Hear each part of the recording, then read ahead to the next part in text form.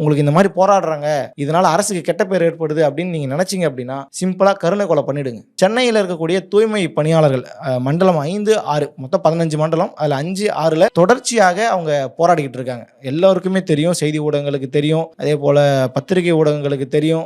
அங்க அந்த பிரச்சனையை பத்தி நார்மலா அப்டேட் கவனிச்சிட்டு இருக்கவங்களுக்கு உட்பட தெரியும் என்ன பிரச்சனை நடக்குது, ஏன் நடக்குது, அவங்க ஏன் போராட்டம் பண்றாங்க, ஏன் ஆர்ப்பாட்டம் பண்றாங்க, ஏன் உண்ணாவிரதம்லாம் இருக்கிறாங்கன்ற விஷயம்லாம் தெரியும். ஆனால் இவ்வளவும் கண்காணிக்கக்கூடிய இவ்வளவு விஷயத்தையும் கட்டுப்படுத்த வேண்டிய அரசு இன்னைக்கு அவங்கள ஒரு பெரிய பொருட்டாவே எடுத்துக்கலையோங்கிற கவலை தான் நமக்கு அதிகமாவே உருவாயிட்டு இருக்கு. என்ன அப்படின்னா அவங்க கேட்கிற விஷயம் 2 தான். ஒன்னு எங்களுக்கு பணி நிரந்தரம் செஞ்சு கொடுங்க, இன்னொன்னு இந்த தனியார் மயமாக்கலை விட்டு எங்களை அரசு வேலைக்கு எங்களுக்கு கொடுங்க. இதை தாண்டி அவங்க எதுவுமே கேட்கல. நீங்க கோடி கோடியா எங்களுக்கு சொத்தை எழுதி கொடுங்க, இல்ல எங்களுக்கு பென்ஷன்ல இவ்வளவு காசு வேணும், சம்பளத்துக்கு மேல இது வேணும் அது வேணும், எதுவுமே கேட்கல. அவங்களுக்கான வேலை நிரந்தரமான வேலை, தனியார் கிட்ட வாங்காம ஒரு கௌரவமா அரசு கிட்ட இருந்து சம்பளம் வேணுங்கிற ஒரு அடிப்படையான 2 கோரிக்கை. இது வேலை செய்யக்கூடியவர்கள் கேட்க அவங்களோட உரிமை. அதை கேட்டாங்கன்ற ஒரே காரணத்துக்காக இன்னைக்கு கிட்டத்தட்ட 100 நாட்களுக்கும் மேலாக அவங்க போராட்டத்தை பல வகையிலும் போராடிட்டு இருக்காங்க. நடு ரோட்ல நின்று போராடி பார்த்தாச்சு, சாலை ஓரத்தில் நின்று போராடி பார்த்தாச்சு, உண்ணாவிரத போராட்டம் நடத்தி பார்த்தாச்சு, பேரணி நடத்தி பார்த்தாச்சு, மெரினால போய் உழைப்பாளர் சிலை கிட்ட போராட்டம் பண்ணி பார்த்தாச்சு. எல்லா இடங்களிலுமே